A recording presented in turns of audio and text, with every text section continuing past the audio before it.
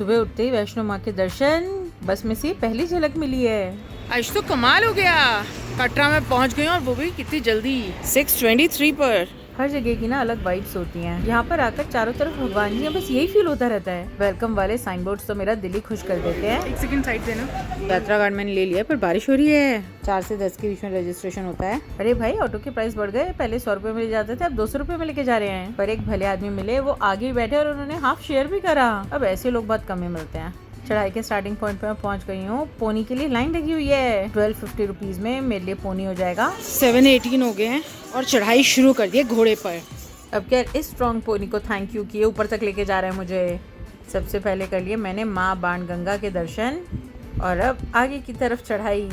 सब बता रहे कि कल यहाँ इतनी तेज धूप थी और आज बारिश वाला मौसम हो रखा है। वैष्णो माता मंदिर कटरा जम्मू कश्मीर में त्रिकुटा पर्वत पर स्थित है। अब करे मैंने चरण पादुका के दर्शन। मुझे लगता है कोई कैसे भी दर्शन करने आओ, नियत मायने रखती है। ये मंदिर माँ काली, माँ लक्ष्मी, माँ सरस्वती को समर्पित है। यहाँ माँ के दर्शन 3 पिंडियों के रूप में होते हैं। इतनी प्यारी ठंडी ठंडी हवा चल रही है और ये पोनी राइडिंग करते हुए मैं जा रही हूँ। मैंने देखा लोग क्रिटिसाइज करते हैं कि घोड़े पे क्यों जा रहे हो। मुझे लगता है सबको एक दूसरे को अप्रिशिएट करना चाहिए कि नियत देखो, सब जा रहे हो। देखो इस प्यारे से पोनी को काम भी मिल गया है। अगर इनका मेडिकल हो रखा है तो क्या प्रॉब्लम है, ये इतने पावरफुल होते हैं। पोनी जी पी रहे हैं पानी। मुझे तो घोड़े पालके और हेलीकॉप्टर वालों को देख के लगता है लोगों को रोजगार मिल गया है। मेरे को जहाँ बंदर नजर आ जाए ना तो मैं माऊ के लिए कैप्चर जरूर कर लेती हूँ। भवन की पास वाली पहली झलक मिल गई है। पता नहीं, ये देख के ना अपने आप ही फेस पे स्माइल आ जाती है। यहाँ आके मुझे लगता है कि लाइफ में सब कुछ पॉसिबल है।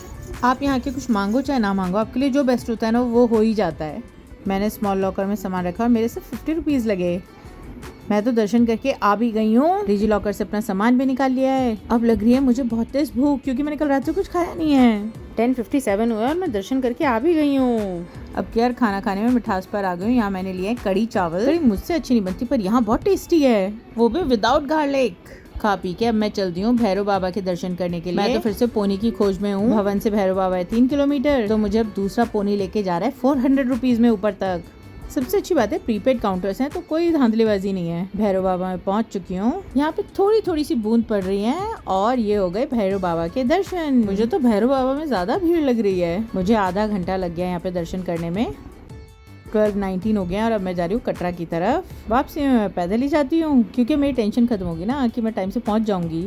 मौसम वाकई में इतना प्यारा हो रहा है, ऐसा लग रहा है भगवान जी मेहरबान है। सामने है कटरा वैली। ओए होए, बंदरों की लड़ाई हो गई आपस में। अभी पीछे इन्होंने प्रसाद छीन लिया था किसी का। सब मिलके यहाँ पे प्रसाद चुग रहे हैं। बिना रुके मैं सांझी छत तक पहुँच चुकी हूँ। मैं अब चलती रहूंगी। ओए होए, इतने खड़े रास्ते पे ट्रेन चल रही है, फिसले जा रही है। घोड़े और लोग सब रुक गए अपनी सेफ्टी को सोचते हुए। पहुँच गई हूँ मैं अब अर्धकुंवारी। यहाँ पे काफी लंबी वेटिंग होती है, इसलिए मैंने बाहर से ही दर्शन कर लिए हैं। अमूल के आउटलेट से मैंने ले लिया आइसक्रीम एनर्जी के लिए। बारिश हो गई थी अभी अभी। जब से मैं भैरव बाबा से चली मैं रुकी नहीं हूँ क्योंकि बारिश का मौसम हो रहा है, कहीं बारिश में मैं अटक ना जाऊँ।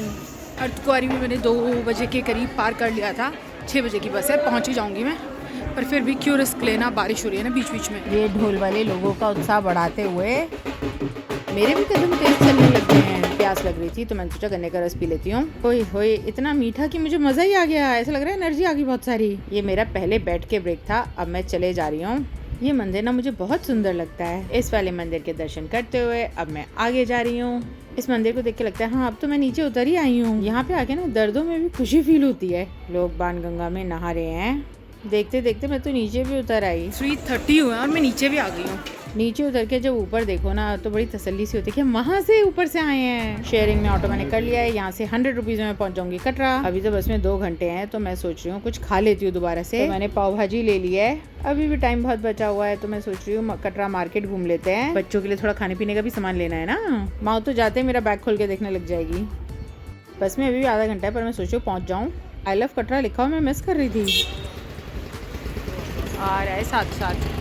अरे यार, यहाँ पहुँच के पता चला कि बस लेट है। मैं यहाँ बैठ के मक्खियाँ उड़ा रही हूँ और बच्चा पार्टी चली गई पापा के साथ फुटबॉल। नारायण, फुटबॉल से आके हम नहा चुके हैं, अब बारी है शाम की पूजा की।